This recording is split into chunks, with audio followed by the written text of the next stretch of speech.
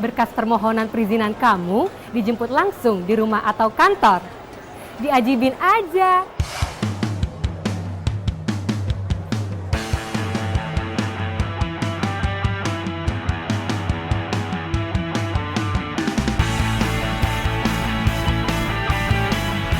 Diajibin aja.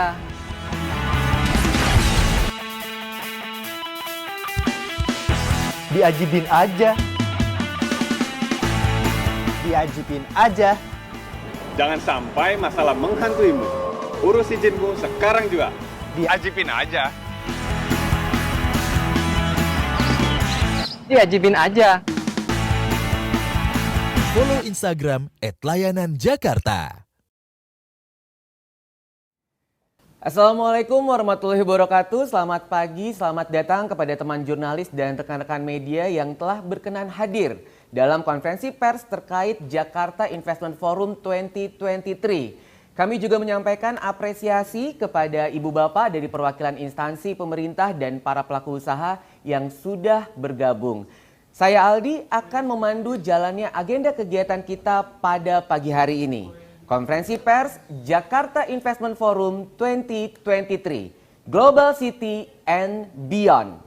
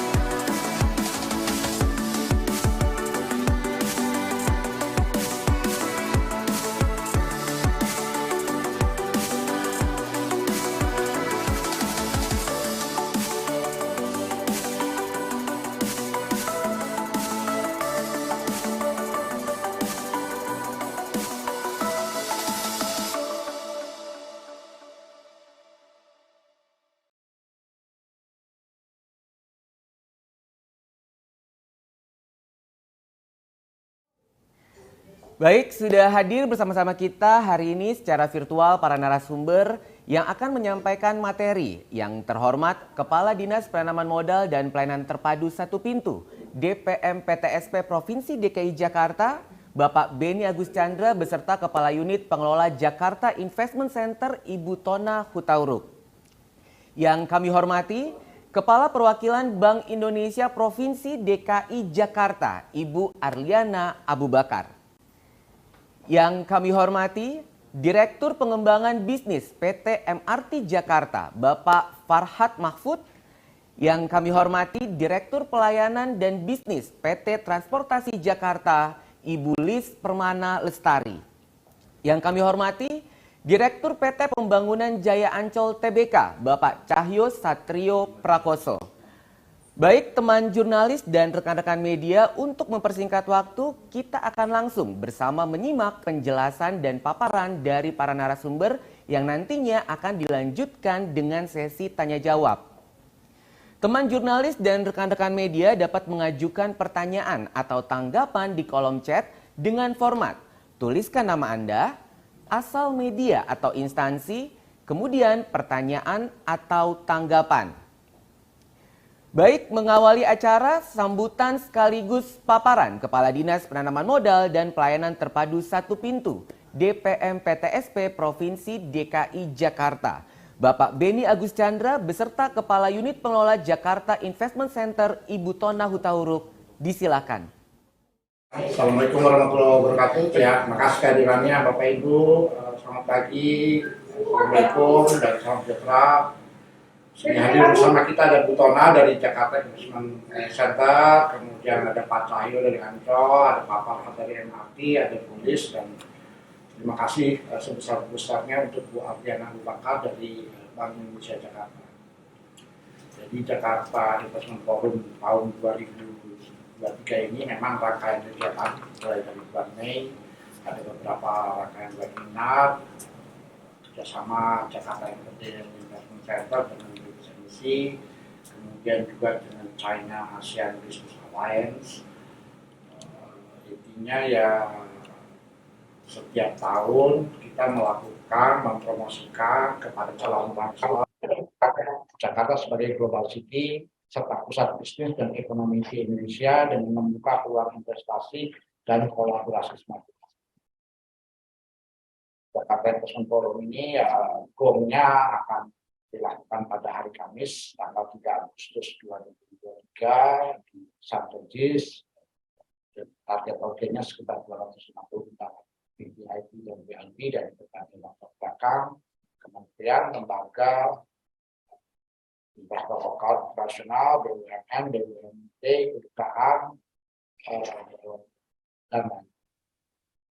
Untuk lebih rincinya, silakan terutama untuk menyampaikan paparan tentang kerja kami. Silakan. Baik Pak, terima kasih Pak Kadis atas waktunya. Mungkin lanjut saja ya, boleh kita lanjutkan slides-nya biar visual lebih enak. Oke, jadi teman-teman semua, acara dari JIP 2023 yang akan dilaksanakan pada tanggal 3 Agustus akan dimulai dengan opening ceremony jam 9, kemudian setelah opening ceremony ada plenary discussion di jam 10.30 sampai jam 12, lalu break time, kemudian dilanjutkan dengan 3 thematic discussion plus 1 workshop kelas. Jadi ada 4 kelas yang berjalan berbarengan. Lalu dari pagi sampai sore juga akan ada project booth yang memamerkan 21 proyek plus juga beberapa stakeholders terkait kegiatan-kegiatan apa saja yang diselenggarakan di DKI Jakarta yang operasinya dimanage oleh BUMD, ada juga BUMN. Nah, sedikit saya ceritakan mungkin opening ceremony itu apa saja. Intinya memang kita akan mendengarkan welcome remarks dari Pak Wijiguru yang sudah berjadwal hadir. Kemudian juga ada keynote speech dari Deputi Bidang Kerjasama Penanaman Modal Kementerian Investasi, lalu launching acara JIP-nya sendiri dan kemudian foto bersama. Jadi itu adalah rangkaian di acara opening ceremony. Selanjutnya, kemudian dilanjutkan dengan menu utamanya yaitu plenary discussion dengan topik besarnya Global City and Beyond, menghadirkan 4 pembicara.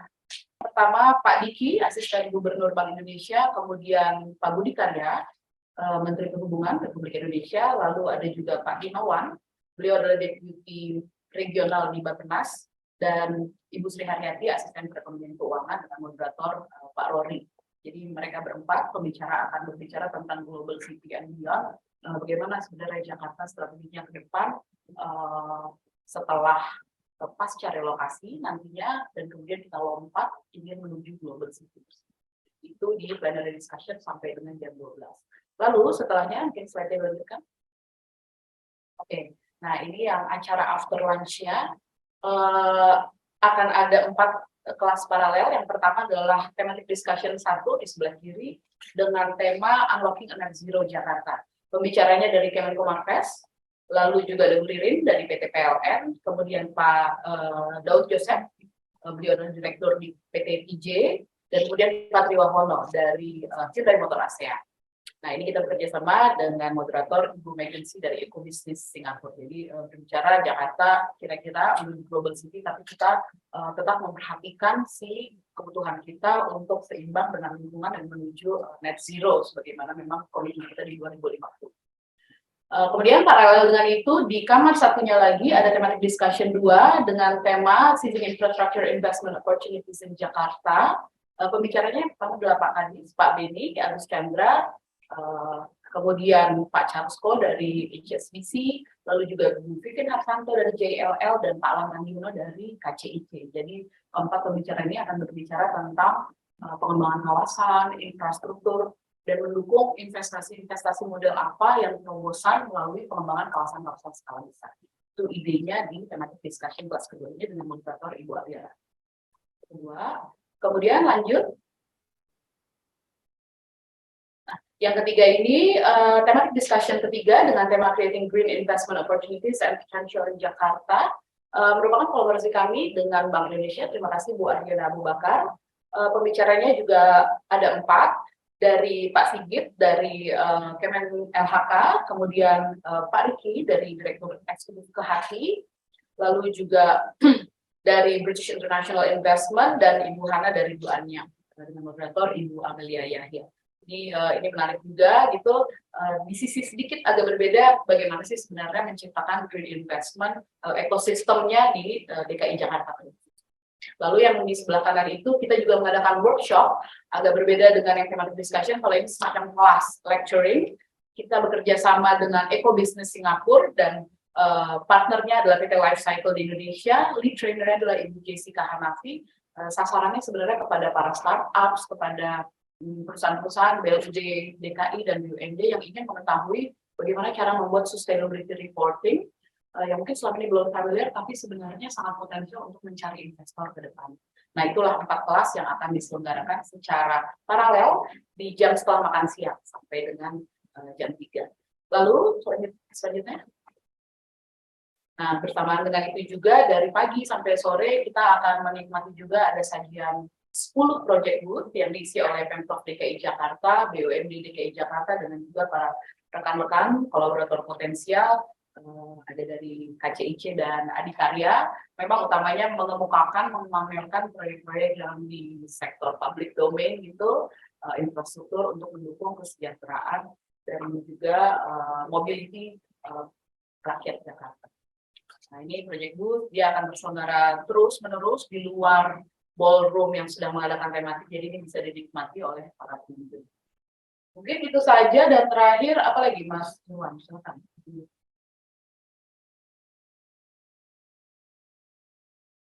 Oke. Ini dia adalah kolaboratornya, dan terakhir, yuk. Oke, nah jadi ini adalah 21 proyek yang akan dipamerkan, bukletnya juga sudah tersedia, bisa di-download di website invest.jakarta.go.id. Ada 21 proyek prioritas, proyek Pemprov DKI Jakarta yang memang dijalankan oleh berbagai BUMD. Yang di slide ini, di halaman ini adalah di sektor properti, konstruksi, dan infrastruktur. Jadi ini sejalan, Pak Kadis, memang kalau kita lihat dari angka FDI dan DDI, 3 sektor utama penanaman modal tersebut memang realisasinya di sektor transportasi, housing, properti, dan warehouse. Jadi memang 1, 2, 3, 4, 5, 6, 17 proyek yang di slide ini memang untuk mendukung penanaman modal di sektor-sektor tersebut. Ada yang dioperasikan oleh PT Pembangunan Jaya Ancol, PT Jakpro, PT MRT Jakarta, PT Transportasi Jakarta, yang semuanya dikoordinasikan oleh kami di DKI Jakarta. Selanjutnya. Nah, kalau yang di slide ini, kita juga lihat ada beberapa proyek yang dipamerkan dari sektor pengelolaan sampah, kemudian sektor energi terbarukan, dan satu lagi sektor transportasi. Jadi habis itu semua, kemudian acaranya akan ditutup dengan closing video yang akan ditayangkan di masing-masing kelas paralel thematic discussion, workshop, pada akhir session. Jadi mungkin itu saja teman-teman sekalian, penjelasan mengenai acara apa yang akan kita hadapi bersama di tanggal 3 Agustus. Acara Jakarta Investment Forum 2023 ini diselenggarakan in collaboration with Bank Indonesia, Kementerian Investasi BKPM, dan Eco Business Singapura, beserta para stakeholders lainnya, namanya para exhibitor, tadi telah disebutkan, speakers, dan stakeholders. Terima kasih. Assalamualaikum. Baik, terima kasih Pak Beni dan Ibu Tona. Wah, menarik sekali ya. Tadi saya lihat ada banyak sekali nih, akan ada narasumber yang hadir baik nasional maupun internasional. Semoga dapat ditangkap sedikit banyak yang disampaikan tadi, diantaranya ada latar belakang, konsep penyelenggaraan, tema, dan sektor yang diangkat dalam Jakarta Investment Forum 2023. Serta tadi saya juga mencatat bahwa pada Jakarta Investment Forum tahun ini terdapat total 21 proyek potensial investasi yang ditawarkan kepada para investor.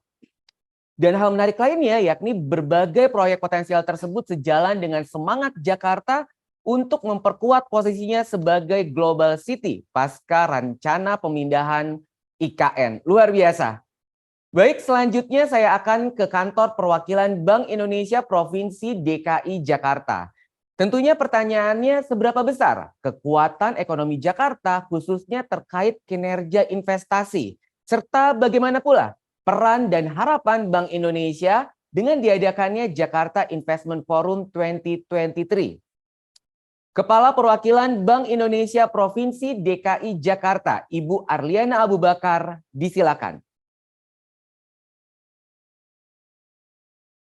Baik, terima kasih Pak Rinaldi yang tentunya di sini saya izin menyapa dulu Pak Beni Agus Chandra, kemudian Ibu Tona dan Gisi juga hadir para Direktur BUMD yang akan menawarkan proyek-proyek akan diinvestasikan, Bapak Farhad dari MRT Jakarta, Ibu Lis dari Transjakarta dan Pak Cahyo dari Bangunan Jaya Ancol, dan tentunya di sini para rekan-rekan media semuanya.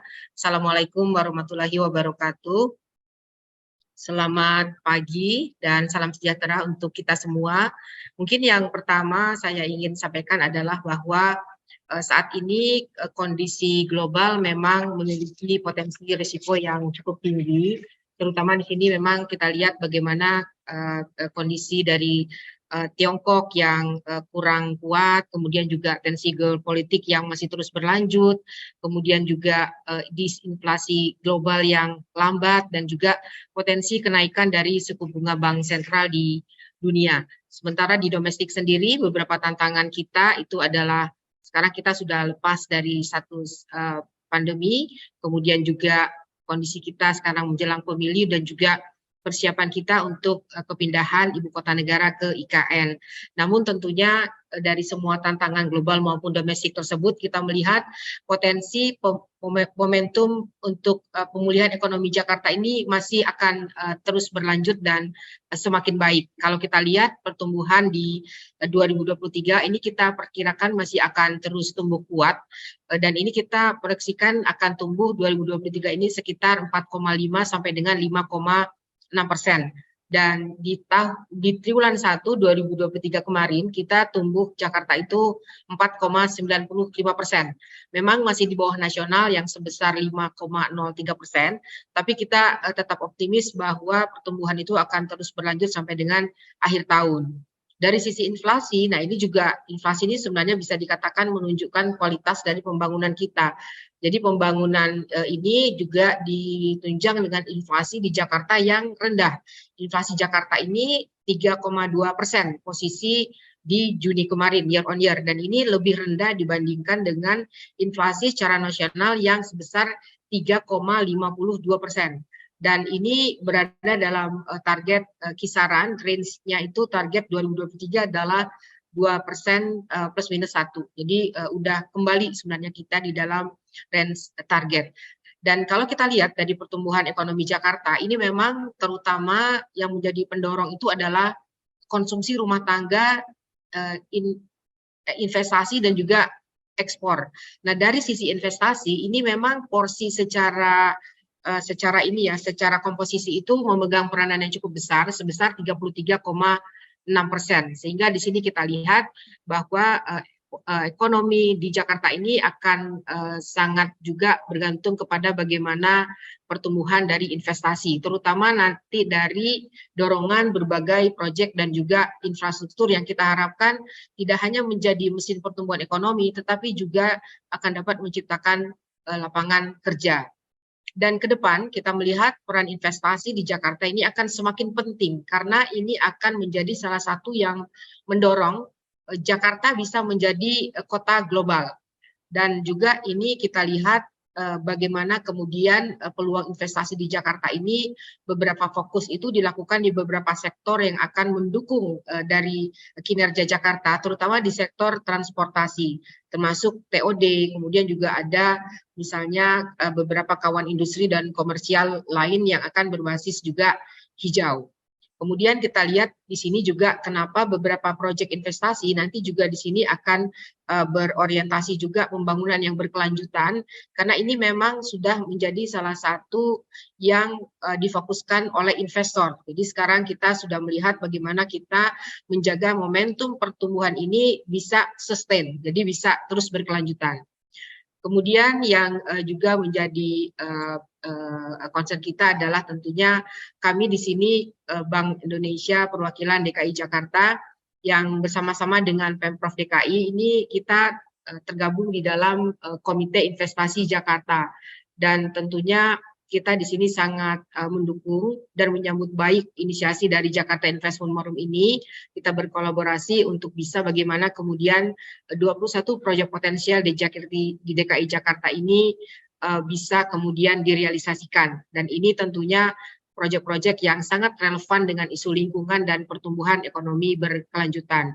Nah, di dalam mensukseskan kegiatan ini, kami di sini juga bekerja sama dengan 5 kantor perwakilan Bank Indonesia di luar negeri. Jadi, Bank Indonesia di luar negeri itu ada 5 kantor perwakilan, yaitu di Singapura, Tokyo, Beijing, London, dan New York. Nah, di sini kami juga melibatkan mereka untuk bisa mempublikasikan event ini dan juga mempromosikan proyek-proyek kepada calon investor potensial. Dan kita juga tentunya berharap kegiatan Jakarta Investment ini dapat mendorong penguatan pembiayaan di daerah atau investasi di daerah yang lebih inovatif atau yang kita sering dengar dengan istilah creative financing. Dan dari sisi Bank Indonesia, di sini juga di dalam mendorong tidak hanya investasi tetapi juga perdagangan, itu selain dari bagaimana kita memperkuat Jakarta dari sisi ekosistem keuangan dan ekonomi digital, tapi bagaimana kemudian kita mendukung atau mengaitkan konteks perdagangan dan investasi Jakarta di dunia internasional ini dengan isu digitalisasi. Jadi sebagai contoh di sini adalah perluasan dari cross border dan juga local currency transaction yang sekarang kita lihat semakin meningkat dengan negara mitra. Nah, saat ini memang cross border itu baru dapat digunakan di Thailand dan Malaysia. Sementara local currency transaction ini sudah sekarang berjalan di Thailand, Malaysia, Jepang, dan Tiongkok. Dan tentunya ini kita harapkan di dalam waktu dekat perluasan dari cross border ini bisa semakin meluas, dan ini tentunya termasuk dalam salah satu inisiatif dari keketuaan Indonesia di ASEAN, terutama di jalur ekonomi dan keuangan, terutama bagaimana kemudian ASEAN 2023 itu bisa melit di dalam cross-border payment connectivity. Sementara untuk local currency transaction sendiri, ini juga akan semakin diperluas kepada negara-negara mitra dagang dan juga mitra investasi Indonesia ke depan. Dan melalui Forum Jakarta Investment ini, selain dari bagaimana kita kemudian memasarkan proyek-proyek yang potensi untuk dibiayai oleh investor internasional, kita di sini juga berharap akan lebih banyak pihak yang memahami betapa besarnya potensi ekonomi Jakarta. Dan gambaran dari proyek strategis dan potensial tadi menunjukkan juga bagaimana kesiapan Jakarta di dalam menerima calon investor, sehingga secara bersama-sama akan dapat mendorong transformasi Jakarta sebagai kota global. Dan ini akan sangat berkaitan dengan pasca pemindahan ibu kota ke Nusantara, bagaimana kemudian Jakarta diharapkan akan dapat terus memperkuat posisinya nanti sebagai pusat ekonomi dan bisnis, tidak hanya di tingkat nasional, tetapi juga nanti di tingkat regional dan juga global. Dan peningkatan pemahaman mengenai kondisi dan potensi ekosistem, kemudian juga ekonomi di Jakarta, ini kita harapkan dapat semakin menarik minat investor untuk terus berinvestasi di dalam berbagai proyek potensial di Jakarta. Dan tadi sudah disampaikan juga oleh Ibu Tona bahwa nanti Bank Indonesia bersama dengan pemerintah Provinsi DKI Jakarta dan juga beberapa instansi lain yang tergabung di dalam komite investasi, termasuk nanti juga dengan British Embassy di Jakarta, kita juga nanti akan menyelenggarakan beberapa thematic discussion, dan salah satu memang yang akan di-host secara langsung oleh Bank Indonesia adalah terkait dengan creating great investment opportunities and potential di Jakarta.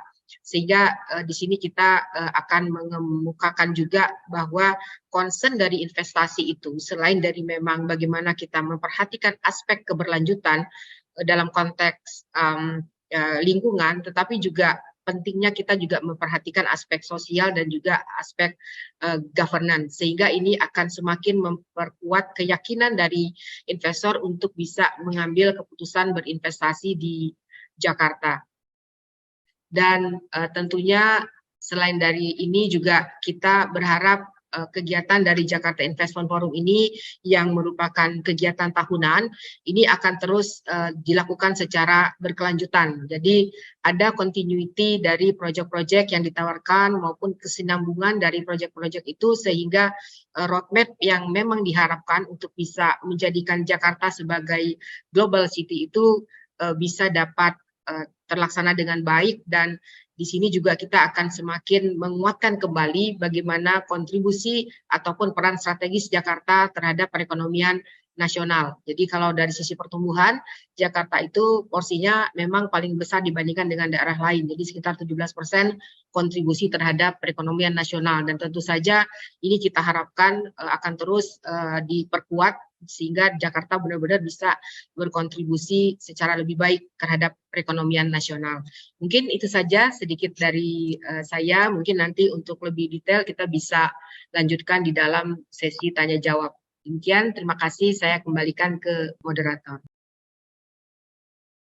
Terima kasih Bu Arli. Wah, sangat komprehensif Bu Arli. Terima kasih. Sangat menarik ya teman jurnalis dan rekan ASN dan rekan-rekan media seperti yang tadi sudah disampaikan bahwa pertumbuhan ekonomi pada tahun 2023 ini tetap diperkirakan masih tetap kuat, yang tentunya juga didukung oleh kinerja investasi DKI Jakarta.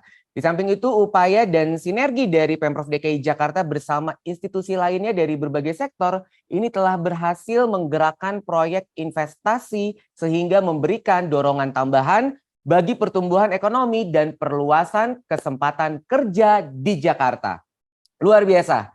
Selanjutnya dalam kesempatan yang berbahagia ini juga telah hadir bersama-sama kita para pimpinan BUMD DKI Jakarta yang juga turut menyukseskan penyelenggaraan Jakarta Investment Forum 2023, termasuk menawarkan berbagai proyek potensial dalam kegiatan tersebut.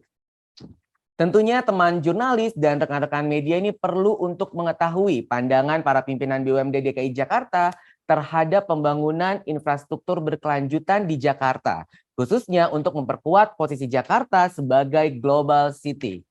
Serta sekilas apa saja keunggulan proyek-proyek investasi yang ditawarkan dalam Jakarta Investment Forum tahun ini. Baik, saya akan mulai dari Direktur Pengembangan Bisnis PT MRT Jakarta, Bapak Farhad Mahfud, disilahkan. Terima kasih Bapak Moderator. Assalamualaikum warahmatullahi wabarakatuh. Selamat siang, salam sejahtera untuk kita semua.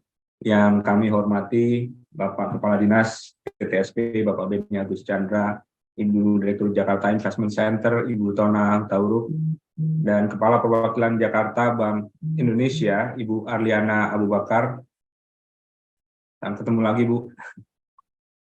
Kemudian rekan-rekan direksi dari BUMD yang lain, yaitu Ibu Lis Pemana, Direktur Pengembangan Bisnis dari Transjakarta, Bapak Cahyo, Direktur Properti dan Bisnis Jaya Ancol, dan tentunya Bapak Ibu sekalian yang hadir dan ikut serta pada acara siang hari ini atau pagi hari ini, dan rekan-rekan media yang kami hormati. Izinkan kami menyampaikan sekilas tentang beberapa kegiatan yang telah kami lakukan, baik dalam rangka JIF Jakarta Investment Forum pada masa yang lalu dan juga persiapan untuk acara puncak Jakarta Investment Forum di 3 Agustus ini.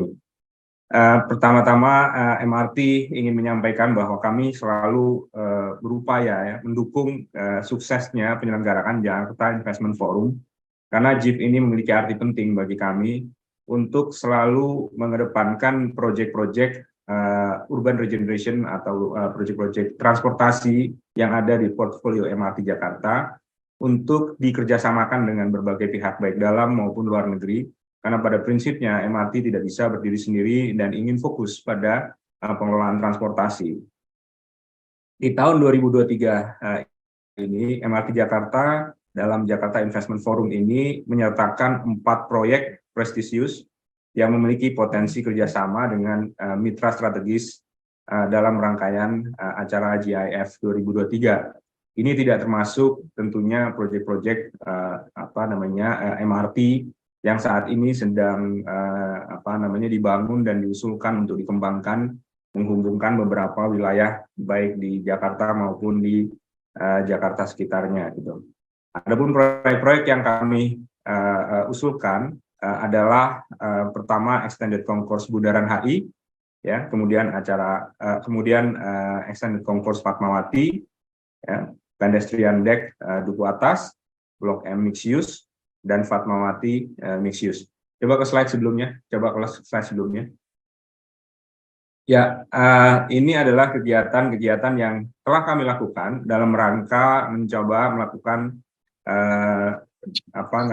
market sounding terhadap beberapa proyek yang kami usulkan. Alhamdulillah dapat kami sampaikan animonya cukup tinggi, yaitu banyak sekali dari calon-calon investor dari dalam dan luar negeri juga turut serta untuk berpartisipasi baik dalam proyek yang sifatnya proyek TOD, Transit Oriented Development, maupun proyek yang terkait dengan pengembangan jalur baru. Namun pada pagi hari ini kami akan fokus pada 4 proyek yang tadi kami sampaikan. Terkait dengan proyek Extended Concourse, mungkin bisa lanjut ke slide berikutnya. Ya, Extended Concourse yang ada saat ini ada 2, yaitu di Stasiun Fatmawati, di mana kami memiliki satu struktur yang bisa dimanfaatkan sebagai aset produktif kami di masa yang akan datang, dan ini kami ingin menggait investor untuk berpartisipasi bersama MRT Jakarta untuk membuat area komersial yang terhubung langsung dengan Stasiun Fatmawati. Kemudian yang kedua adalah Stasiun Bundaran HI. Saat ini Stasiun Bundaran HI sebetulnya memiliki satu area yang dapat dimanfaatkan untuk pengembangan area komersial sebesar 3.100 meter persegi. Kalau di Fatmawati tadi sekitar 2.400 meter persegi. Nah, di sini nantinya akan menjadi satu area mall atau area komersial yang terhubung langsung dengan stasiun, sebagaimana layaknya pelayanan stasiun yang ada di kota-kota besar di mancanegara. Kita juga tentunya ingin membuat kota Jakarta menjadi kota yang terus berbenah menjadi kota yang menarik untuk dikunjungi berbagai wisatawan. Berikutnya adalah proyek pedestrian deck, adalah bentuk nyata dari perwujudan kawasan TOD di area Duku Atas, di mana pusat-pusat kegiatan akan semakin didekatkan dengan transportasi publik, yaitu pedestrian deck ini akan menghubungkan pusat transit Duku Atas dengan kawasan sisi selatan Sungai Kanal Banjil Barat, di mana nantinya tidak sebatas akses yang akan dibangun, namun juga ada ruang untuk bisnis sehingga semakin menghidupkan jembatan tersebut dan bisa ikut membiayai pembangunan infrastruktur tersebut tanpa harus mengandalkan dari government spending misalnya. Nah, area ini sejatinya memiliki fungsi untuk mengurangi kemacetan di sisi area yang saat ini ada gedung BNI dan Hotel Shangri-La, yang saat ini siapapun yang berhuni di area tersebut sulit mendapatkan akses public transport.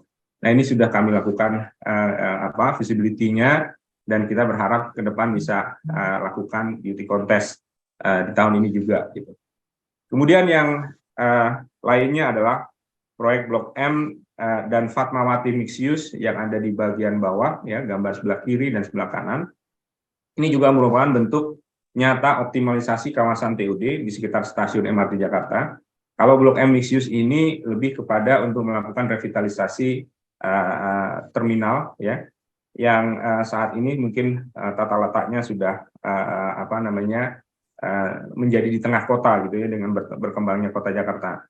Dengan dibangunnya pusat residensial di sekitar stasiun MRT, maka diharapkan pergerakan masyarakat menggunakan transportasi publik akan semakin meningkat, terwujudnya visi urban regeneration di Jakarta. Jadi di area yang padat dengan area komersial ini, kita akan memberikan fungsi-fungsi baru yang tidak saling berkompetisi dengan fungsi sekitarnya, sehingga bisa saling mengisi dalam tema pembangunannya. Dalam networking dinner dan Jakarta Investment Forum pada 27 Juni yang lalu dan 11 sampai dengan 13 Juli 2023 yang lalu, keempat proyek tersebut telah diperkenalkan dan dijajakan kepada para calon mitra yang strategis. Nah, dari rangkaian acara tersebut, didapatkan sejumlah indikasi minat dari para calon mitra strategis, tidak kurang dari 18 perusahaan mengunjungi booth-booth proyek MRT Jakarta, dan yang mana ini terus kami tindak lanjuti dengan hasil-hasil pertemuan yang saat ini beberapa juga sudah melakukan penjajakan untuk menseriusi baik yang berminat dalam aspek pembiayaannya, baik dalam aspek konstruksinya, maupun dalam aspek kemitraan ya, untuk mensegerakan proyek-proyek ini agar sesuai dengan jadwal yang kami tetapkan. Dan tentunya yang paling penting adalah memberikan kontribusi kepada investasi di wilayah DKI Jakarta. Berkaca pada tahun-tahun yang sebelumnya, penjajakan sejenis berhasil mendorong terwujudnya kolaborasi nyata antara MRT Jakarta selaku BUMD dengan mitra strategis level internasional. Inisiasi antara lain misalnya fase 4 yang saat ini menghubungkan jalur MRT Fatmawati ke Kampung Rambutan misalnya. Kemudian untuk itu kami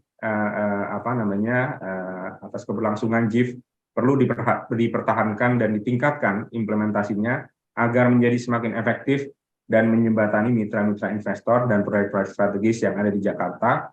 Namun juga tadi kami menyambut baik usulan dari Bank Indonesia cabang Jakarta untuk melaksanakan forum-forum sejenis ke berbagai negara dan kantor perwakilan Indonesia di berbagai negara untuk juga bisa menjemput bola potensi-potensi investor tersebut. Sehingga semakin banyak proyek yang dapat diwujudkan dan manfaatnya dapat dirasakan masyarakat luas. Demikian yang dapat kami sampaikan. Atas perhatiannya kami ucapkan terima kasih.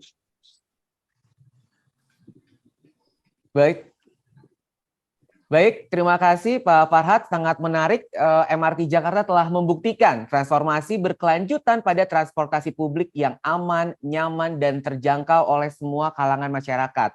Tentunya dengan semakin banyak investor yang turut mengembangkan proyek potensial MRT Jakarta akan membuat kita semakin bahagia tinggal di Jakarta. Karena sukses Jakarta untuk Indonesia. Setuju ya teman jurnalis dan rekan-rekan media?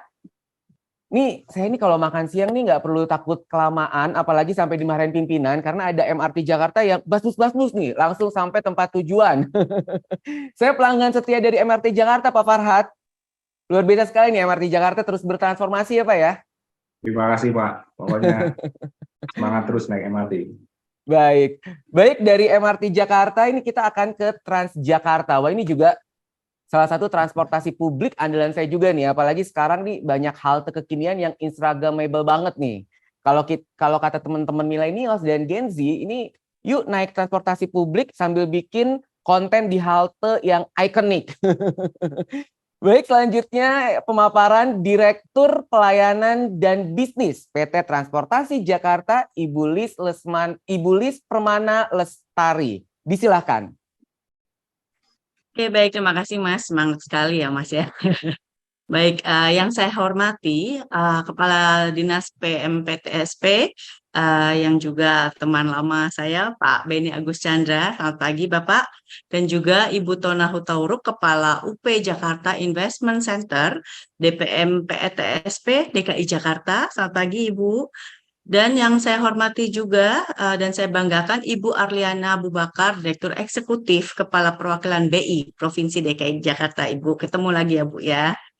Kemudian Pak Farhad, kolega saya, Direktur Pengembangan Bisnis MRT Jakarta, juga Pak Cahyo, sesama Direksi BUMD Pak, untuk PT Pembangunan Ancol, Jaya Ancol TBK. Selamat pagi juga rekan-rekan wartawan yang saya banggakan. Assalamualaikum warahmatullahi wabarakatuh. Salam sejahtera bagi kita semua. Om Swastiastu, Namo Buddhaya, salam kebajikan. Kali ini kami dari Transjakarta akan memaparkan beberapa potensi bisnis yang ada di Transjakarta. 3 hal potensi bisnis ini kami pilih karena memang sangat kami butuhkan saat ini dan sangat executable. Sehingga kami memilih ada 3 propose bisnis, yaitu satu adalah untuk propose bisnis kami berinvestasi di halte BRT kemudian di halte non-BRT juga solar panel installation. Jadi kami juga memilih 3 ini, mudah-mudahan Bapak Ibu bisa ikut meramaikan atau kontribusi dalam transformasi dan inisiasi bisnis yang ada di Jakarta. Untuk Transjakarta, kami memiliki jangkauan layanan sekitar sudah mencakup 87,2%. Dan halte non-BRT atau bus stop yang kita suka lihat di pinggir itu ya, kalau Transjakarta khasnya di tengah ya halte BRT. Tetapi kalau yang non-BRT itu kita ada 6.959 halte non-BRT. Armada saat ini yang beroperasi di kami ada sekitar 4.295 dengan jangkauan layanan 388 km. Dengan tren pengguna Transjakarta pada 5 tahun terakhir, Bapak Ibu bisa lihat kami menurun sedikit hanya pada saat pandemik. Tetapi alhamdulillah saat ini kami sudah back to normal dan bahkan bisa melebihi pencapaian di 2019 pada saat sebelum pandemik, yaitu 1 juta pelanggan per hari. Okay, next. Oke, mungkin untuk profil Transjakartanya, untuk revitalisasi halte lanjut kami sampaikan. Ini kami ada propose di 2 halte, yaitu Salemba UI dan halte BKN. Tetapi tidak menutup kemungkinan dengan halte-halte lainnya. Mengapa 2 halte ini yang kami propose? Karena dengan pertimbangan bahwa halte ini memang pada saatnya dan sudah direncanakan untuk direvitalisasi, tetapi kami mencoba mencari potensi investor dalam hal bekerja sama untuk merevitalisasi halte ini. Capaian dari passenger per month untuk Juni 2022 sampai Juni 2023 di halte BKN maupun Salemba UI ini sangat mengalami peningkatan dan relatif cenderung stabil untuk growth atau growing. Sehingga passenger per hour di Juni 2023 sudah bisa dilihat untuk perkembangannya, yaitu dengan adanya peningkatan di peak hour, yaitu di pagi hari pada saat orang berangkat kantor dan juga di sore hari. Tetapi di tengah harinya tidak mengalami penurunan yang signifikan. Jadi mengapa kedua halte ini kita pilih untuk bisa kita kerjasamakan dengan mencari investor. Sejalan dengan jangka panjang perusahaan untuk merevitalisasi 46 halte BRT, jadi kami melihat kolaborasi untuk peluangnya ini ada lebih dari 100 halte. Tetapi mungkin 2 ini dulu, dengan tidak menutup kemungkinan ada halte lain yang apabila Bapak Ibu tertarik, kami tetap terbuka karena target kami adalah 100 halte untuk kami revitalisasi. Oke, next. Nah, ini contoh desain dari halte beroperasi saat ini yang sudah kami revitalisasi, yaitu di Juanda. Jadi Bapak Ibu bisa melihat nantinya apabila dengan adanya revitalisasi di halte UI dan Salemba UI dan juga BKN ini akan menjadi seperti ini karena most likely luasannya sama. Dan juga stasiun Jatinegara 2. Peluang dan sumber pendapatan atau revenue stream yang kan ada dalam revitalisasi yang sudah selesai ini adalah retail, kemudian kita juga ada tawarkan naming rights. Di sini naming rights potensi pendapatannya sangat besar dan juga tentunya advertising atau brand activation di dalam halte tersebut. Dengan capex yang kami propose dan sudah hitung simulasinya di sini adalah untuk Salemba UI sekitar 13 M, kemudian BKN 12 M pada saat tahun pertama. Untuk OPEX-nya Salemba UI sebesar 2 miliar dan juga BKN 1,8 miliar per tahun. Jadi kalau CAPEX hanya one time di awal tahun atau pada saat awal investasi, tetapi kalau OPEX ini kita hitungkan berdasarkan per tahun. Dan payback period yang ada dari Salemba UI itu sekitar hanya 2 tahun. 2 tahun lebih, kemudian kalau BKN juga sama 2 tahun. Jadi sangat promising untuk bisa ikut berkontribusi dalam revitalisasi halte ini. Perhitungan awal ini akan tentunya memberikan optimisme ya kepada para investor karena durasi yang tidak terlalu panjang. Next. Oke, untuk kita lanjut ke investasi di revitalisasi halte non-BRT. Kami juga memiliki tadi sekitar 6.000 halte non-BRT. Tapi kami pilihkan saat ini supaya executable dulu karena ini merupakan pilot project kami, yaitu kami pilihkan di daerah yang prime. Jadi jalurnya yang kami pilihkan ini adalah prime area. Kami propose ada 5 halte non-BRT, yaitu di MH Tamrin 2, MH Tamrin 1, Wisma Nusantara, depan kantornya Pak Farhad nih, kemudian Plaza Indonesia, dan juga GBK 1 dan 2. Di sini kita bisa lihat jalur yang dilewati oleh halte non-BRT ini sangat prime. Dia melewati ke Sudirman di depan GBK, kemudian juga ada terus sampai ke Sudirman dan diakhiri di Tamrin. Ini merupakan Sudirman Central Business District. Oke, next. Nah, ini proposal dari tampilan atau visualisasi yang akan kita lakukan, tetapi ini masih proposal, jadi sangat bisa sekali ruang untuk kita create bersama desainnya.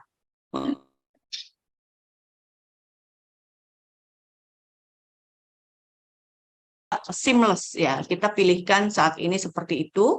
Kemudian konsep desain 2 juga ini merupakan salah satu konsep desain yang lebih warm, lebih cozy. Kedua desain ini bisa menjadi acuan yang tentunya tidak menutup kemungkinan untuk desain-desain lainnya. Investment calculation untuk halte non-BRT, capex-nya untuk 6 shelter yang tadi disebutkan adalah sekitar 2,2 miliar one time ya, on first year saja. Kemudian OPEX-nya adalah sekitar 503 miliar per tahun. Dengan payback period ini sekitar 3 tahun. Dan perhitungan biaya ini juga sangat real kami hitung, tetapi nanti kami juga bisa mengundang kita melakukan due diligence bersama. Ada juga dengan beberapa tampilan yang seperti kita lihat di bawah ini sangat memungkinkan untuk kita bisa melakukan branding, advertising di halte non-BRT, dan juga bahkan kita bisa mengundang beberapa institusi untuk misalnya menjadi charging station dan lain sebagainya. Next. Oke, propose bisnis yang ketiga kami adalah halte BRT, tetapi kami tawarkan untuk pemasangan solar panel atau solar panel installation, di mana yang kami pilihkan saat ini adalah di halte Iconic. Mengapa? Karena kami saat ini ada kebutuhan di mana retail di Transjakarta tadi yang disebutkan kami sudah sangat berbenah gitu ya untuk melakukan beberapa perbaikan sehingga halte tidak hanya untuk sekedar halte hop on hop off saja, tetapi merupakan satu melting point yang bisa menjadi konten tadi ya, dikatakan konten untuk Instagramable dan juga untuk chill out dan lain sebagainya, sehingga kami lengkapi fasilitasnya dengan beberapa fasilitas retail. Nah, karena adanya beberapa fasilitas retail yang alhamdulillah saat ini sudah masif di halte-halte ikonik kami, maka kebutuhan listrik ini sangat menjadi pendukung tenan-tenan kami. Di mana kalau halte di BRT itu adalah letaknya di tengah. Sehingga untuk penambahan listrik dari PLN itu sangat akan struggle. Kenapa? Karena harus ada underground cable sehingga dirasakan hal tersebut sudah tidak memungkinkan.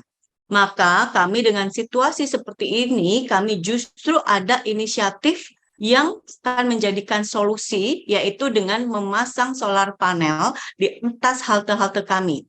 Hal ini juga tidak terlepas dari dukungan Pemprov dan juga pemerintah pusat, karena kami juga ikut dalam mengoptimalisasi juga dan ikut kontribusi dalam net zero emission, sehingga kami juga dengan adanya solar panel diharapkan itu adalah merupakan bukti nyata transportasi Jakarta dalam mendukung program pemerintah.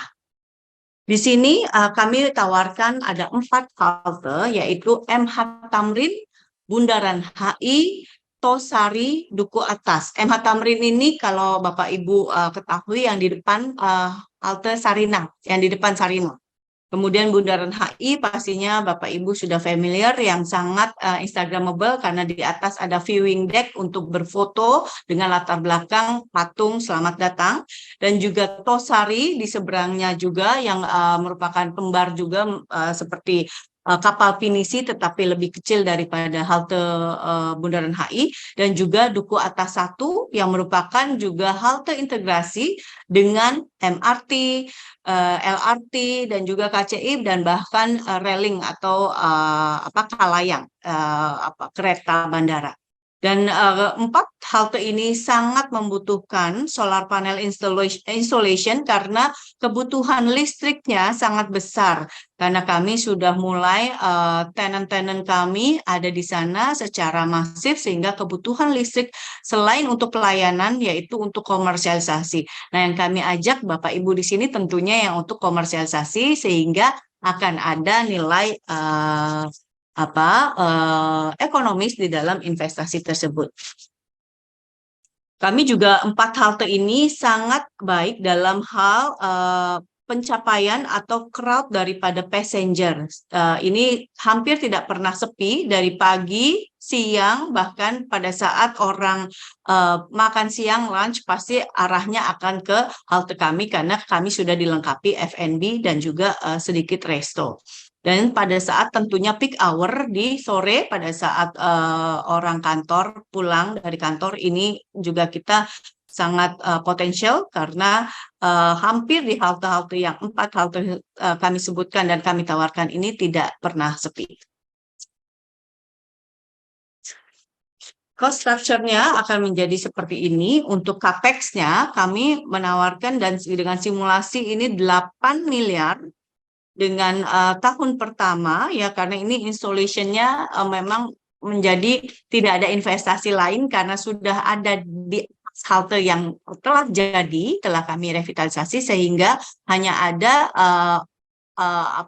capex untuk setiap tahun. Payback period-nya ini menarik, bisa dicapai dalam 48 bulan saja, sehingga pada saat Bapak Ibu ini juga bisa investasi di sini, kita juga lakukan komersialisasi sama. Kita lakukan komersialisasinya naming rights, kemudian kita juga lakukan branding, activation di dalam halte tersebut, dan bahkan retailnya sendiri ini kita juga sudah lakukan. Nah, hal yang kami propose dari ketiga bisnis ini adalah nanti dengan bagi hasil berapapun komersialisasi yang memang sudah kami hitung, tapi nanti bisa kita one-on-one meeting kita detailkan kembali karena itu merupakan angka yang masih confidential, sehingga nanti Bapak Ibu bisa mendapatkan revenue dari komersialisasi yang terjadi di atas halte-halte tersebut yang kami tawarkan tadi. Kira-kira seperti itu, mudah-mudahan Bapak Ibu bisa menjadi bagian daripada inisiasi bisnis yang dilakukan oleh Transjakarta untuk menjadi Transjakarta yang lebih baik. Sukses Jakarta untuk Indonesia. Terima kasih. Wassalamualaikum warahmatullahi wabarakatuh.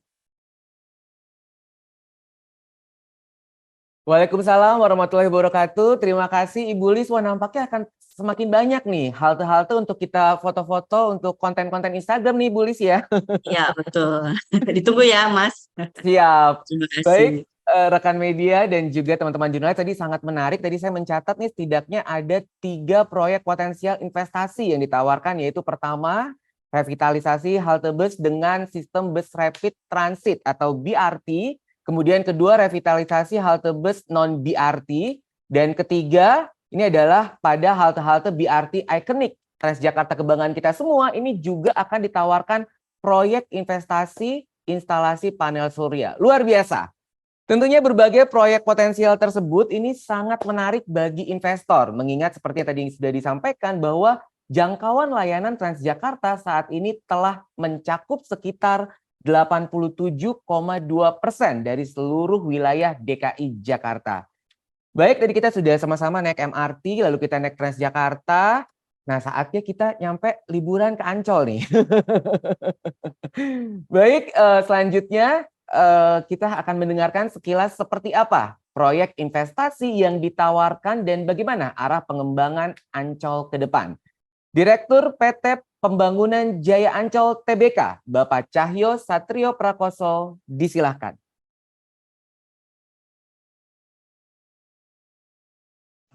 Bismillahirrahmanirrahim. Assalamualaikum warahmatullahi wabarakatuh. Terima kasih atas kesempatannya. Yang terhormat Bapak Beni Agus Chandra, Kepala Dinas DPM-PTSP Jakarta, kemudian Ibu Tonal Tauruk, Kepala Jakarta Investment Center, DPM-PTSP, kemudian Ibu Arliana Abu Bakar, Direktur Eksekutif dan Kepala Perwakilan BI DKI Jakarta, Pak Farhad, teman saya dari MRT, Direktur Pengembangan, Ibu Lis, juga teman saya dari Transjakarta, Direktur Pengembangan bisnis. Selamat siang semuanya. Jadi kalau kita melihat, waktu saya itu kalau nggak salah cuma 10 menit dikasihnya ya. Jadi saya akan coba singkatkan apa yang harus saya sampaikan. Dan di sini saya bersama teman-teman saya juga, benar ada Pak Daniel, Direktur Keuangan, dan teman-teman dari TV dan SVP yang kemarin waktu booth di Jakarta Investment Forum, justru beliau-beliau ini yang sangat aktif membantu Ancol, membantu pembangunan Jaya Ancol untuk menjelaskan ke investor. Jadi kalau dilihat bahwa Ancol saat ini anchor-nya atau namanya cukup besar di bidang theme park atau theme park terbesar, mungkin bukan terbesar, terlama dan paling terkenal di Jakarta. Jadi itu adalah Ancolnya sebagai anchor. Nah, ternyata sebenarnya Ancol juga sebagai property developer juga. Jadi kami akan manfaatkan kembali ke masa yang lalu bahwa Ancol sebenarnya sebagai property developer, di mana model bisnisnya adalah nanti sebagai property development mendapatkan keuntungan kemudian diinvestasikan di theme park. Nah, ini theme park mendatangkan crowd itu kita bisa menjual real estate atau propertinya gitu. Karena crowd itu juga yang nanti akan mendatangkan keuntungan gitu. Seperti halnya yang lainnya, semua menjual crowd. Jadi kayak MRT juga menjual crowd, kemudian Transjakarta juga menjual crowd gitu. Ancol pun juga menjual crowd. Tapi crowd-nya di sini adalah mengenai theme park gitu. Kalau kita lihat kemarin di Jakarta Investment Forum, saya sangat bangga ya, dari Ancol sudah punya beberapa produk unggulan, dan yang datang ke booth Ancol itu lumayan banyak, dan mereka rata-rata dari lokal maupun dari internasional. Seperti yang tadi disampaikan, ada partnernya GIC, kemudian ada Astra internasional dan sebagainya. Nah, ini harapannya menjadi strategic investor dari proyek Ancol. Ada beberapa proyek, mungkin karena waktunya terbatas, saya sampaikan secara singkat. Ini adalah proyek-proyek di Ancol yang sekarang atau dalam 2-3 tahun mendatang akan menjadi proyek unggulan dari properti atau real estate di Ancol, yaitu adalah kawasan reklamasi di timur, kawasan reklamasi di barat, kemudian ada di Putri Duyung kita pengelolaan hotel atau hospitality, kemudian ada juga lot A dan lot B yang memang dipakai untuk waterfront city ya, untuk apartemen atau mixed use development. Next. Ini adalah kawasan peta Ancol secara keseluruhan. Nah, ini ada lot A. Lot A itu letaknya ada di kawasan utara Ancol yang langsung berbatasan dengan kawasan pantai. Nah, di sini mungkin next gambarnya aja. Nah, di sini kita bisa mengembangkan total luas areanya 1,7 hektar, gitu ya. Jadi dengan usage-nya atau peruntukannya sebagai residential development. Ini kemarin juga mendapatkan minat dari beberapa investor dari luar maupun dari lokal untuk menanyakan apakah IRR-nya seperti itu dan apakah total investasinya bisa dijangkau juga. Dan kami berharap kita bisa Ancol bisa mengembangkan dalam tahun depan. Oke, ada mute ya. Oke, saya selanjutkan kembali. Dan di sini peruntukannya adalah untuk residensial. Mungkin di bawahnya ada retail sebagai pelengkap untuk residensialnya. Dan karena lahannya cukup mahal ya, di sini lahan di Ancol NJOP-nya itu sekitar 23 juta ya. Jadi kami ini porsinya adalah untuk middle up apartemen. Selanjutnya, yang kedua adalah kawasan di sebelahnya, yaitu Lot B. Lot B ini sekitar luasnya adalah 3,1 hektar. Peruntukannya adalah mixed use. Mixed use adalah peruntukan campuran antara residensial, kemudian retail, dan komersial. Jadi di sini ada beberapa kawasan komersial yang bisa dibangun di sini, dan harapannya kita bisa mulai tahun 2027. Jadi ada stagingnya 2027 itu kita akan mulai untuk kawasan yang Lot B. Lot B sekarang sudah berupa lahan, berupa tanah keras, dan siap untuk dikerjasamakan. Beberapa juga menanyakan dari investor kemarin, beberapa menanyakan, terutama kalau yang dari luar menanyakan IRR atau interest rate of return-nya. Dan di sini kami masukkan rata-rata untuk proyek-proyek yang non-recurring itu di atas 18%, sehingga cukup menarik bagi private equity maupun bagi investor dari luar. Next. Selanjutnya adalah kawasan Ancol Barat untuk kawasan perluasan daratan. Jadi total luasnya itu ada sekitar 35 hektar. Insya Allah kami akan mulai melakukan perluasan daratan itu 2024. Dan kita berharap kita sebagai master developer untuk perkembangannya, sehingga membutuhkan beberapa strategic partner untuk percepatan pembangunannya. Di atas itu kami akan membangun kawasan marina yang baru untuk memindahkan kawasan marina Ancol yang sekarang ada di seperti sungai gitu. Nah, ini adalah kawasan marina yang baru dengan sekitar 400 bed, termasuk kapal-kapal yang super yacht. Dan selain itu, rencana memang kita akan masukkan juga beberapa mixed use development, ada apartemen, ada retail, kemudian beberapa perluasan dari kawasan theme park di daerah situ. Next. Ya, ini masih kawasan New Marina atau West Ancol. Image itu kemarin beberapa kita lakukan dengan arsitek yang sudah kita tunjuk. Selanjutnya, udah cukup ya. Ya.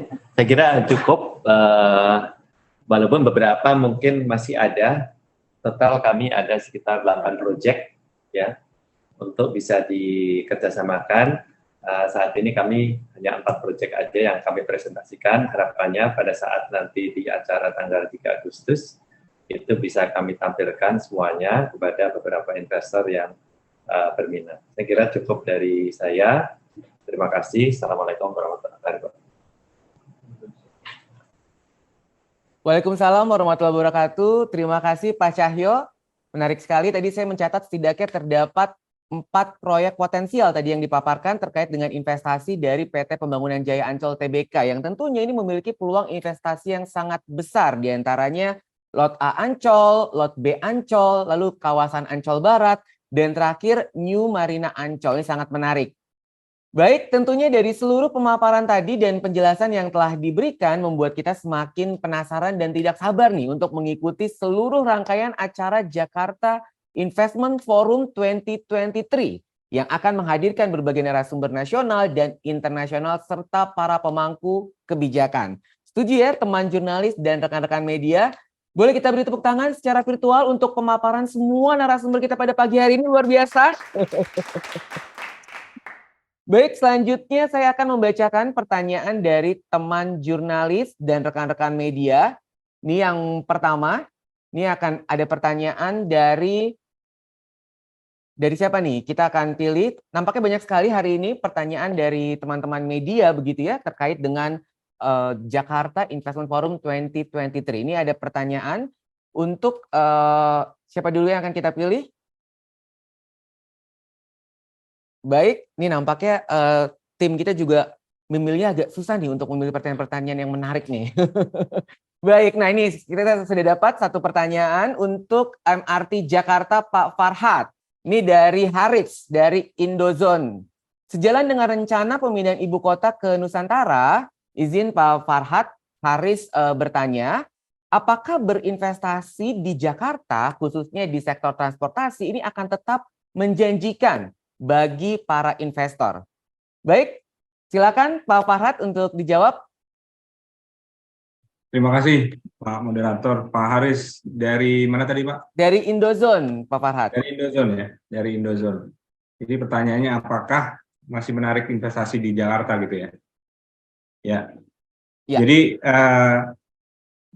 terkait dengan adanya rencana pemindahan ibu kota ke IKN, sebetulnya kita bisa melihatnya bahwa itu sebuah proyek yang jangka panjang ya. Sebagaimana juga pernah disampaikan oleh pemerintah pusat bahwa ini bukan sesuatu yang akan selesai dalam waktu dekat, jadi akan panjang butuh waktu untuk pembangunannya. Demikian pula proses untuk pemindahannya kami prediksi akan demikian juga gitu. Jadi itu yang pertama. Yang kedua adalah konsekuensi dari itu, maka kegiatan ekonomi dan kegiatan bisnis kami prediksi ini akan berjalan secara normal seperti yang kita rasakan saat ini di Jakarta, sampai mungkin lambat laun semua infrastruktur yang diperlukan itu sudah tersedia di IKN, mungkin baru kita bisa merasakan betul dampaknya. Namun demikian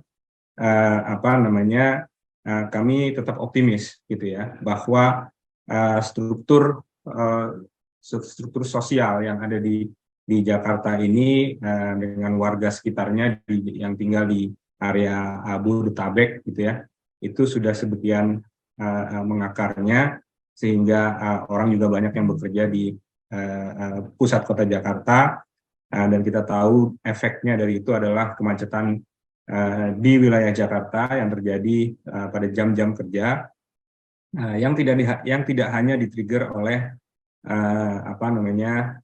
orang-orang yang bekerja di sektor pemerintahan, tapi juga banyak sekali di-trigger oleh sektor ekonomi gitu ya, dan industri real.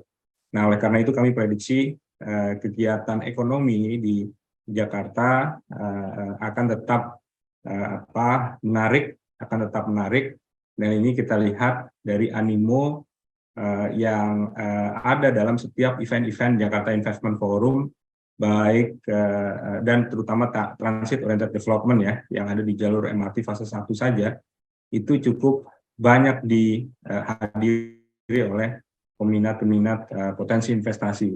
Yang terakhir kami lakukan bersama juga dengan Pemprov DKI Jakarta dan dengan Bank Indonesia ya di Tokyo di Jepang itu terisi penuh gitu ya, semua seat yang ada gitu. Kemudian di forum yang kemarin itu juga termasuk yang ramai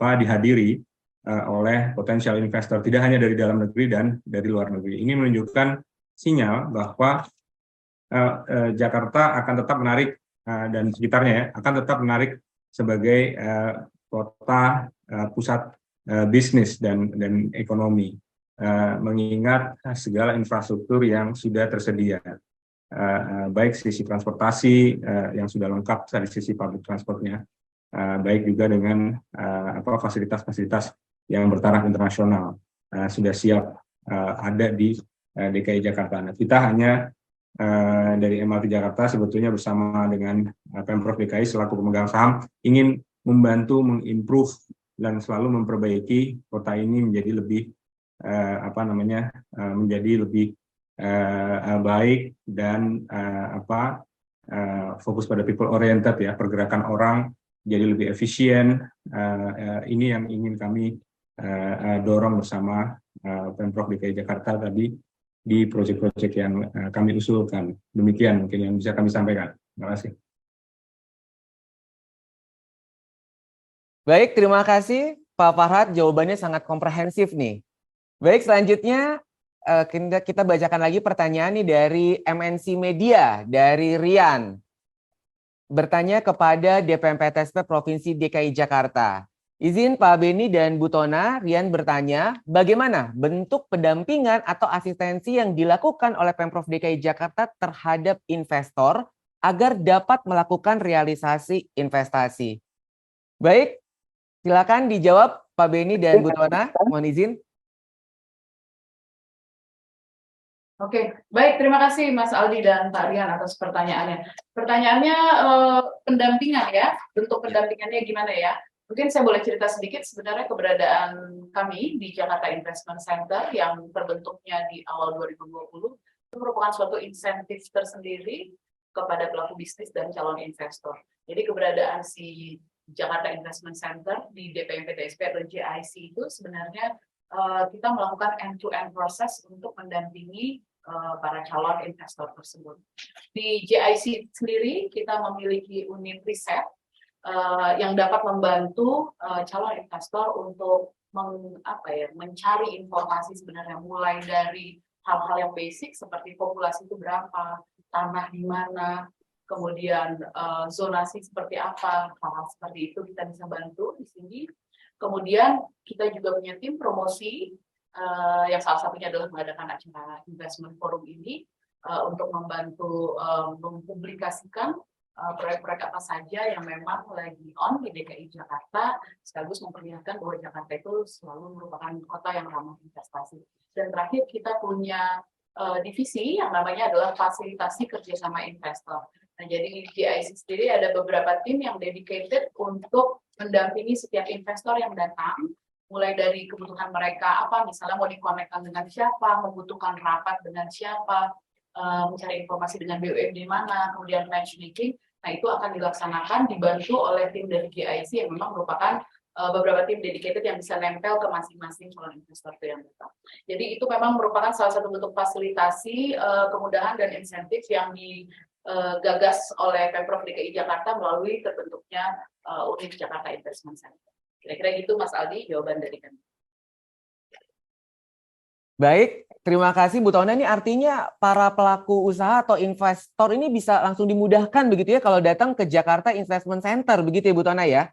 Betul Mas, dengan senang hati memang intention kami adalah sebenarnya menyelenggarakan proses yang hassle free.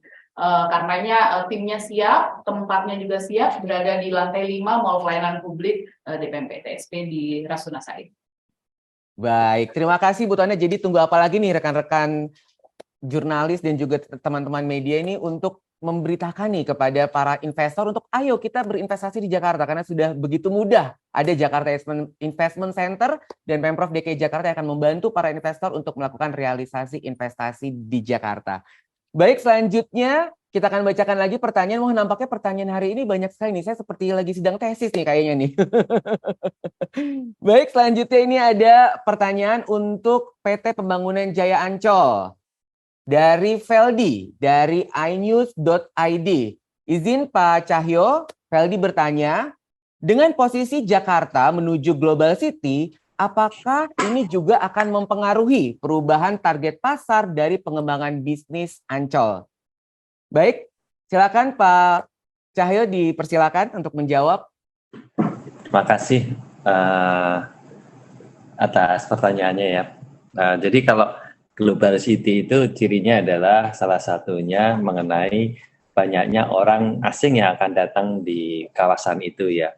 Dengan banyaknya itu berarti dengan sendirinya kepemilikannya sudah harus nyaman bagi mereka, kemudian dengan adanya banyaknya orang asing global dan komunitasnya juga harus ada. Nah, Ancol ini sebagai salah satu kawasan yang di ujung Jakarta atau Jakarta Utara sebenarnya sudah kami siapkan, dan kawasan yang paling bagus menurut kami sebagai Jakarta sebagai Global City adalah yang belum banyak digarap adalah Waterfront City. Jadi seperti yang dicanangkan, rata-rata di kota di dunia ini Waterfront City-nya itu paling bagus dan paling mahal gitu. Tentunya dengan sebagai Global City, kami akan bisa menjual lebih banyak atau bisa mengembangkan lebih banyak gitu. Nah, memang karena kepemilikan oleh orang asing saat ini belum ada, maka kami menjual dengan strategi saat ini ya. Mungkin nanti kalau udah ada beda lagi. Saat ini kalau untuk orang asing kita long lease atau sewa jangka panjang gitu. Dan ini sudah beberapa ada di Jakarta produk-produk ini. Nah, kami akan kembangkan. Tentunya target market akan lebih besar. Jadi tidak hanya orang Indonesia atau orang lokal yang bisa membeli atau menikmati kawasan Ancol ini, tapi orang dari luar juga bisa menikmati kawasan di Ancol. Saya kira gitu. Terima kasih. Baik, terima kasih Pak Cahyo. Nampaknya Ancolnya akan terus mengalami perubahan nih. Dan kita juga lakukan bahwa liburan harus ke Ancol, Pak Cahyo ya. Iya, betul, harus ke Ancol. Betul ya. Jadi kami akan berbenah Pak, terus terang. Jadi insya Allah akan melihat wajah Ancol yang sangat berbeda dalam 3 tahun mendatang. Gitu. Baik, ditunggu Pak Cahyo. Dan juga tentunya para investor ini kita undang untuk melakukan investasi begitu ya dari proyek-proyek potensial yang ditawarkan dari PT Pembangunan Jaya Ancol. Baik, selanjutnya kita akan ke Transjakarta. Izin Ibu Lis, ini ada pertanyaan dari Andi dari sinpo.id. Izin Bu Lis, Andi bertanya, apakah akan ada penambahan halte-halte ikonik di Jakarta? Dan bagaimana skema bisnis yang akan digunakan Transjakarta kepada para pelaku UMKM ketika dia berminat membuka toko atau kedai di halte-halte BRT? Wah, nampaknya banyak sekali nih teman-teman dari pelaku UMKM yang juga ingin turut serta nih Bu Lis ya untuk ada di halte-halte BRT begitu. Silakan Ibu Lis untuk dijawab. Oke, baik. Terima kasih dari Pak Andi ya, Pak Andi dari sinpo.id. Untuk halte revitalisasi saat ini kami terus melakukan perbaikan di halte yang targetnya kami akan ada 100 halte. Saat ini kita ada 46 halte yang sudah kami revitalisasi dan nantinya akan ada 100, dan yang tadi kami propose itu adalah salah satunya di mana sudah ada di dalam perencanaan kami. Kemudian terkait UMKM, kami di halte Bundaran HI, bahkan di yang paling ikonik dan signature dari halte yang dimiliki oleh Transjakarta, justru di situ kami sediakan area retail sebanyak 10 unit. Jadi ini adalah bentuk nyata kami keberpihakan terhadap UMKM di mana kami justru memberikan area retail kami ini di halte yang paling signature. Jadi di situ ada 10 unit yang apabila ingin bekerja sama, kami sangat terbuka, bisa dengan sistem seperti pop-up store. Hanya kadang-kadang kalau UMKM ini tidak bisa dalam jangka waktu panjang ya, misalnya hanya 3 bulan atau 6 bulan kami bisa lakukan. Tentunya dengan ada kalau UMKM ini kita sangat minim ya kami berlakukan sewa, tapi kami juga ada skema apabila sewa ini juga tidak bisa dipenuhi oleh UMKM, maka kami ada skema berbagi hasil. Jadi ada 2 skema, ada sewa tapi sangat minim ya, karena kami juga mempertimbangkan UMKM tersebut gitu ya, keberlangsungannya. Dan yang kedua adalah dengan revenue sharing only, atau kalau misalnya memang kombinasi antara mau sewa tetapi tidak bisa dalam jumlah yang kami tetapkan gitu ya, walaupun sudah sangat minim gitu ya, tapi mereka bisa atau boleh menambahkan dengan revenue sharing lagi. Jadi kita ada 3 pola skema kerjasama dengan UMKM. Kira-kira demikian Pak Andi. Terima kasih pertanyaannya. Baik, Bu Lis, wah komprehensif sekali nih jawabannya. Artinya pelaku UMKM ini bisa berkesempatan juga ya untuk melakukan, boleh ya, untuk membuka kedai atau bekerja sama ya? Sangat bisa, iya. Baik, ini saya tertarik nih sebenarnya Bu Lis dengan halte-halte yang ikonik di Jakarta. Ini sebenarnya kita boleh nggak sih foto-foto di situ, ngambil konten itu sebenarnya ada aturan-aturan khususnya nggak? Selama itu untuk konten pribadi boleh Pak, karena kita memang menyediakan itu untuk dinikmati semua pelanggan dan juga yang memang ingin berfoto di situ. Tetapi once it comes to commercial, itu kita ada perhitungan sendiri tentunya ya. Misalnya untuk launching album yang itu pernah dilakukan oleh salah satu ya pemusik gitu ya, dia mau launching albumnya boleh, tetapi ada perhitungan komersial. Jadi selama itu untuk komersial, kita pasti akan ada perhitungan komersial juga. Kira-kira seperti itu. Baik, luar biasa. Terima kasih, Bu Lis. Sama-sama. Baik, selanjutnya ini ada pertanyaan untuk Bank Indonesia. Izin Bu Arli, ini pertanyaan dari Terry, dari wartawan CNBC. Izin Bu Arli, Terry bertanya, bagaimana proyeksi perekonomian Jakarta dan kinerja investasi di tahun ini, serta seperti apa arah kebijakan fiskal di tahun politik tahun 2024 mendatang? Wah, nampaknya pertanyaannya sangat luar biasa nih Bu Arli nih. Silakan Ibu Arli dijawab. Terima kasih. Baik, terima kasih atas pertanyaannya. Untuk proyeksi 2023 tentunya yang pertama adalah kita sudah mengidentifikasi beberapa dari faktor-faktor yang akan menyebabkan atau mempengaruhi dari pertumbuhan ekonomi secara nasional maupun dari Jakarta.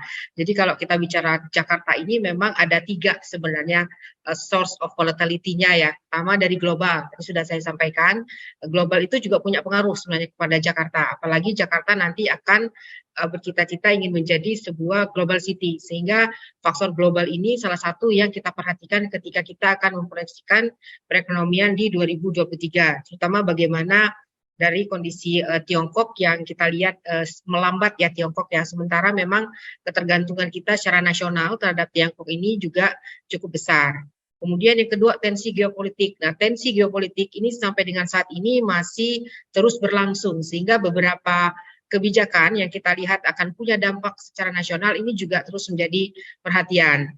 Kemudian yang ketiga adalah dampak secara global, bagaimana disinflasi global yang melambat. Jadi perkiraan global itu mereka akan bisa turun inflasinya secara cepat, ternyata tidak seperti itu kondisinya.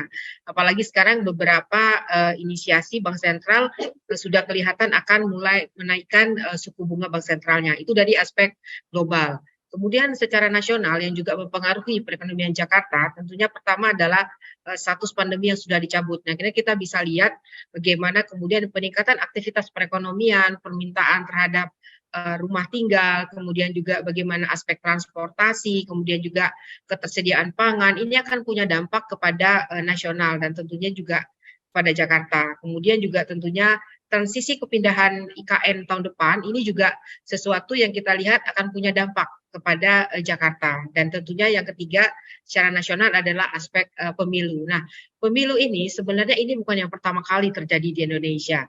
Jadi ini adalah suatu kegiatan yang memang sebenarnya sudah cyclical terjadi, sehingga kita sebenarnya sudah juga memasukkan aspek dari dampak pemilu ini terhadap proyeksi perekonomian kita itu secara nasional. Nah, secara kekhususan Jakarta, yang di Jakarta ini adalah uniknya adalah kita sebagai urban ekonomi, maka ketergantungan kita terutama untuk penyediaan pangan itu sangat besar terhadap kondisi dari daerah lain, sehingga kita juga mengidentifikasi sejauh mana dampak El Nino yang kita khawatirkan akan datang di triwulan ketiga atau triwulan keempat akan punya dampak terhadap daerah lain yang akan juga mempengaruhi kondisi kecukupan pangan di Jakarta.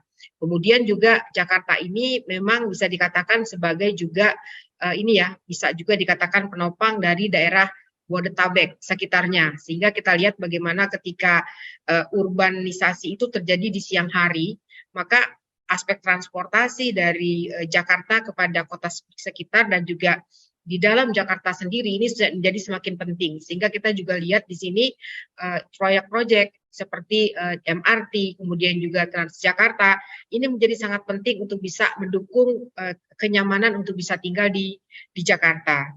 Nah, dari ketiga aspek tadi, dari global, domestik, nasional, dan juga dari kekhususan Jakarta, di sini kita masih optimis untuk DI Jakarta, itu pertumbuhan masih akan bisa tumbuh sejalan dengan perekonomian secara nasional itu di Jakarta 4,6 sampai dengan 5,4.